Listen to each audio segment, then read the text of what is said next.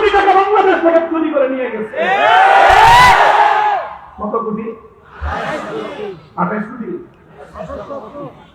28 লক্ষ কোটি টাকা। এই কত লক্ষ দিয়ে 28 লক্ষ কোটি টাকা হয়? 28 লক্ষ কোটি টাকা বাংলাদেশের এক বছরের প্রায় বাজেটের সমান। এই পরিমাণ টাকা দুর্নীতি করে দেশের বাইরে নিয়ে গেছে। আর দেশে যা আছে তো আছেই।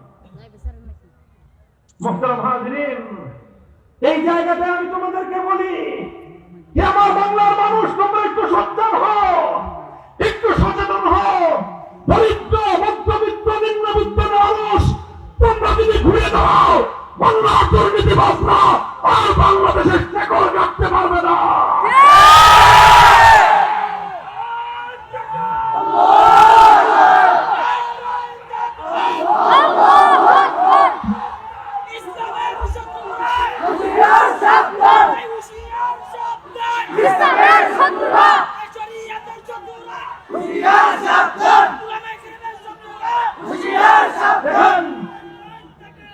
আরেকটা মৌলিক দর্শনের কথা বলছি।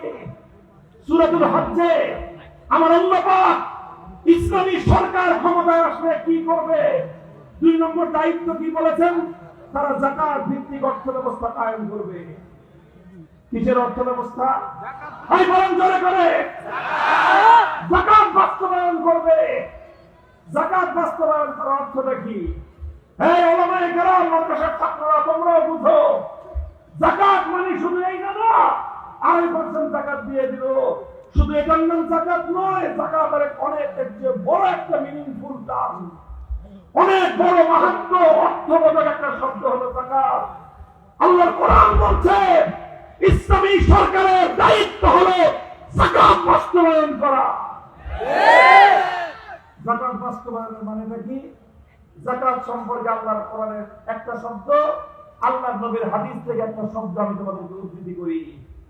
ইসলাম যে অর্থ ব্যবস্থা, ইসলাম যে অর্থনীতি দিয়েছে, সেই অর্থনীতির বৈশিষ্ট্য আল্লাহর কোরআনের সূরাতুল হাশরে আল্লাহ বলেছেন, আল্লাহর কোরআন বলেছে কাইলা ইয়াকুনা দুনাতান বাইনাল আগনিয়াই মিনকুম, কাইলা ইয়াকুনা বলো দুনাতান বাইনাল আগনিয়াই মিনকুম।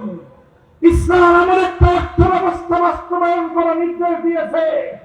আল কোরআন সরকারকে এমন অর্থনীতি বাস্তবায়ন করতে বলেছে যে অর্থনীতি বাস্তবায়ন হলে সমাজের সম্পদ ধনিক শ্রেণীর কাছে কক্ষিগত হতে পারবে না। ধনীরা 3-4টা গাড়ি হাঁকাইবা, গরিবরা 500 মানুষের জন্য একটা মুড়ির টিন। হ্যাঁ, গরিবের 500 মানুষের জন্য একটা মুড়ির টিন, আর তুমি শিল্পপতি, তোমার 3 জনের জন্য 4টা গাড়ি। এই বৈষম্যের সুযোগ ইসলামের অর্থ ব্যবস্থায় নাই। এই বৈষম্যের ব্যবস্থা ইসলামের সুযোগ নাই। ইসলামের যাকাত ব্যবস্থা সম্পর্কে আল্লাহ রাসূল বলেছেন কি, তুখাযু মিন আগনিয়াইহিম ওয়া তুরাদ্দু আলা ফুকারাইহিম, তুখাযু মিন আগনিয়াইহিম ওয়া তুরাদ্দু আলা ফুকারাইহিম। তার অর্থ হলো ধনীর সম্পদ থেকে গরিবের হিস্সা আদায় করে গরিবের কাছে পৌঁছে দিতে হবে। ধনীদের সম্পদের দ্বারা গরিবের অভাব পূরণ হবে। ধনীর সম্পদ দিয়ে গরিবের ক্ষুধা নিবারণ হবে। ধনীর সম্পদ দিয়ে গরিবের বস্ত্রের চাহিদা পূরণ হবে। ধনীর সম্পদ দিয়ে গরিবের বাসস্থান হবে। ধনীর সম্পদ দিয়ে গরিবের চিকিৎসা খরচ মিটবে। ধনীর সম্পদ দিয়ে গরিবের সন্তানের শিক্ষার ব্যবস্থা করতে হবে। এটার নামই হলো যাকাত। আজ আমার দেশে কি আছে আমি কি বুঝলাম একটু আগে, গরিবের সম্পদ দিয়ে ধনীরা গরিবের সম্পদ দিয়ে ধনীরা মৌজ মারে। এই যে দেখবো তোমরা মার্সিডিজ গাড়ি হাঁকায়, BMW গাড়ি হাঁকায়, খবর নিয়ে দেখো এই সবগুলোর ইনকিলাবি, সব দুর্নীতিবাজ। সমাজের 3 শ্রেণীর মানুষের দ্বারা একটা দুষ্ট চক্র গড়ে উঠে। কয় শ্রেণীর মানুষ? 3 শ্রেণীর। বলো কয় শ্রেণীর মানুষ? 1 নম্বর হলো দুর্নীতিবাজ সরকারি আমলা, 1 নম্বর। 2 নম্বর হলো কালো টাকার শিল্পপতি, 2 নম্বর 3 নম্বর রাজনীতিবিদ। এই রাজনীতিবিদ এটা হলো আসল শয়তান। এই শয়তান দুর্নীতিবাজ, অসৎ রাজনৈতিক নেতৃত্বকে কেন্দ্র করে সরকারি দুর্নীতিবাজ আমলা, কালো টাকার মালিক, শিল্পপতিরা মিলেমিশে সমাজের এই 3 চক্র তৈরি হয় একটা দুষ্ট চক্র। সেই দুষ্ট চক্র 18 কোটি মানুষের ভবিষ্যৎ নিয়ে, 18 কোটি মানুষের ভাগ্য নিয়ে চিনিমিনি খেলে। বলতে চাই, জাগো, ওঠো বাংলা তারুণ্য, বাংলা ছাত্র যুব সমাজ, দুষ্ট চক্রের গতিতে আগুন ধরাও।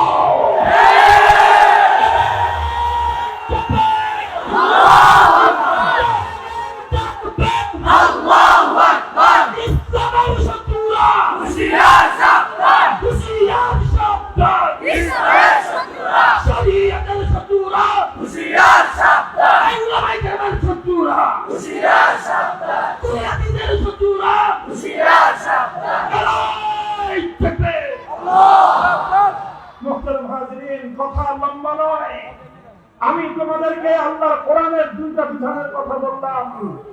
সরকারের দায়িত্ব হলো নামাজ কায়েম করা। নামাজ কায়েম করা মানে হলো শুধুমাত্র মুসল্লি দিয়ে মসজিদ ভরা নয়। নামাজ কায়েম করার অর্থ হলো একদিকে যেমনি ভাবে মসজিদগুলো মুসল্লি দিয়ে ভরবে, ঘরগুলোতে মানুষ নামাজ কায়েম করবে। নামাজ কায়েম করার অর্থ হলো দুর্নীতিমুক্ত সমাজ গড়া। নামাজ কায়েম করার অর্থ হলো নীতিবান সরকারি আমলা কর্মকর্তা দিয়ে সমাজ পরিচালনা করা। নামাজ কায়েম করার অর্থ হলো সৎ এবং আমানতদার রাজনৈতিক নেতাদের হাতে দেশের দায়িত্ব তুলে দেওয়া। নামাজ কায়েম করার অর্থ হলো গোটা সমাজ ব্যবস্থার দুর্নীতি শেকড় শুদ্ধ করে ফেলা। এই জন্য আমরা বলি, আল্লাহর কোরআন এই জন্যই সর্বপ্রথম নামাজের কথা বলেছেন।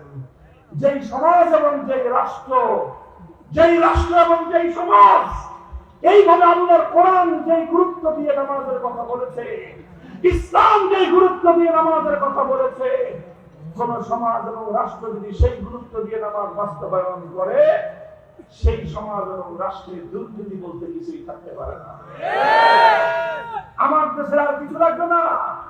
আমার দেশের মানুষ যেইভাবে পরিশ্রম করে, সাধারণ মানুষ যদি শুধু তাদের টাকাগুলো চুরি না হতো, এই দেশ আরো 30 বছর আগে সিঙ্গাপুরকে ফেল করত। শুধু একটাই অভাব, আমাদের দেশের মানুষ মেহনতি, মেধাবী, তারা চমৎকার ইন্টেলিজেন্স তাদের আছে।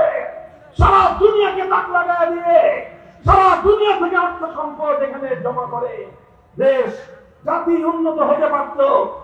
কিন্তু এই নীতিহীন দুর্নীতিবাজ চোর বাটপার রাজনীতি নির্ভর, চোর জুরিয়ার বাটপারি রাজনীতি নির্ভর দুর্নীতিবাজ আমলা আর কালো টাকার শিল্পপতিদের জ্বালায় মানুষের মেহনত ফসল করে তোলা যায় না। জাকাত ভিত্তিক অর্থ ব্যবস্থা কায়েম না করে ধনীর সম্পদ দিয়ে গরিবের উপকার হবে সেই সিস্টেম পাল্টায় দিয়ে দুর্নীতির এই যে পুঁজিবাদী সমাজ ব্যবস্থা, অর্থ ব্যবস্থা বাংলাদেশে বাস্তবায়িত হয়েছে, এখানে গরিবের টাকা দিয়ে ধনী মৌজ মারে, গরিবের টাকা দিয়ে ধনীরা আরামায়েশ করে, গরিবের টাকা লুটপাট করে নিয়ে যায়। বাংলাদেশে একটা কথা আছে, কথাটা শুনতে খারাপ লাগে, গরিবের বউ সবার ভাবি। কথা আছে, খুব বাজে মিনিং, এটা খুব বাজে অর্থ। ঠিক বাংলাদেশে গরিবের বউ সবার ভাবি না হলেও গরিবের টাকা এটাই হলো ধনীর লুটপাটের হাতিয়ার। দুঃখ লাগে, কষ্ট লাগে রে ভাই। আর আমাদেরকে 2 দিন পরে পরে উন্নয়নের গল্প শোনায়। কি শোনায়? বাংলাদেশের উন্নয়নের রোল মডেল। উন্নয়নের রোল মডেল বিগত আমলে ছিল না। ইভেন এমনকি বিগত 4 বছর ধরে ইন্টারিম গভর্নমেন্টের আমলে এই সময় বাংলাদেশ উন্নয়নের কোন রোল মডেল হয় নাই। এখনো ওই একই সিস্টেম চলতেছে। এই সিস্টেমটা পরিবর্তন করা খুব সহজ বিষয় না, এটা অনেক সামনের একটা বিষয়। বড় ধরনের আমল রাষ্ট্রীয় ব্যবস্থাপনায় পরিবর্তন আনার ব্যাপার, এটা অন্তর্বর্তীকালীন সরকারের পক্ষে সম্ভব ছিল না। কিন্তু বাস্তব কথা হলো বাংলাদেশ আসলে আদতে উন্নয়নের কোন রোল মডেলই না। বাংলাদেশ শুধু একটা জিনিসের রোল মডেল হয়েছে আজকে পৃথিবীতে, দুর্নীতি। ভালো ভালো একটা জিনিসের, আমি পরে বলতেছি সেটা। বাংলাদেশ শুধু একটা জিনিসের রোল মডেল হয়েছে, সেটা বাংলাদেশের যুব সমাজ, বাংলাদেশের তারুণ্য, বাংলাদেশের জুলাই বিপ্লব বিশ্ব রোল মডেল, বিপ্লবের রোল মডেল, ফাঁসিবাদের বিরুদ্ধে বিদ্রোহের রোল মডেল, স্বৈরাচারী স্বৈরতন্ত্রের বিরুদ্ধে দমনের রোল মডেল হলো বাংলাদেশ। বাংলাদেশ আর কোন বিষয়ে রোল মডেল হতে পারে না। যুব সমাজ দেখিয়ে দিয়েছে বিশ্ব দরবারে বাংলাদেশকে কিভাবে রোল মডেল বানাতে হয়। বাংলাদেশের জুলাই বিপ্লবের পর এই জুলাই বিপ্লবের প্রভাব বিভিন্ন দেশে গিয়ে পড়েছে। যে সকল দেশ আমাদের দেশ থেকে অনেক উন্নত, অর্থনৈতিক দিক থেকে উন্নত, রাষ্ট্রের পরিধির দিক থেকে অনেক শক্তিশালী, অ্যাটমিক পাওয়ারের দেশ, বাংলাদেশের জুলাই বিপ্লব থেকে বিভিন্ন দেশের যুব সমাজ শিক্ষা গ্রহণ করেছে। সেই দেশীয় দুর্নীতিবাদ, চোর, বাটপার, স্বৈরাচারী ফ্যাসিবাদী শক্তির বিরুদ্ধে কিভাবে বিপ্লব করতে হয়, কিভাবে স্লোগান তুলতে হয়, বাংলাদেশের যুব সমাজ থেকে পৃথিবীর অনেক দেশ শিক্ষা গ্রহণ করেছে। বাংলাদেশ হলো ফ্যাসিবাদ বিরোধী আন্দোলনের রোল মডেল। বাংলাদেশ হলো যুব সমাজের বিপ্লবের রোল মডেল। হে যুব সমাজ, হে আমার তারুণ্য ছাত্র সমাজ, 2024 সালে যেই বিপ্লবের মাধ্যমে সারা দুনিয়ার সামনে তোমরা আমার বাংলাদেশের ভাব মর্যাদা সমুন্নত করেছে, সারা দুনিয়ার সামনে বিপ্লব এবং অভ্যুত্থানের রোল মডেল হিসেবে বাংলাদেশকে সাব্যস্ত করেছ। এই বাংলাদেশে আরেকটা বিপ্লব করতে হবে। সেই বিপ্লব শুধু স্বৈরতন্ত্রের বিরুদ্ধে নয়, সেই বিপ্লব শুধু ফ্যাসিবাদের বিরুদ্ধে নয়, সেই বিপ্লব হবে মানব রচিত সমস্ত শোষণের হাতিয়ারের বিরুদ্ধে। বিপ্লব হবে আল্লাহর জমিনে ইনসাফ কায়েমের বিপ্লব। সেই বিপ্লব হবে সমাজ থেকে বৈষম্য দূর করে আল কোরআনের সমাজ গড়ার বিপ্লব।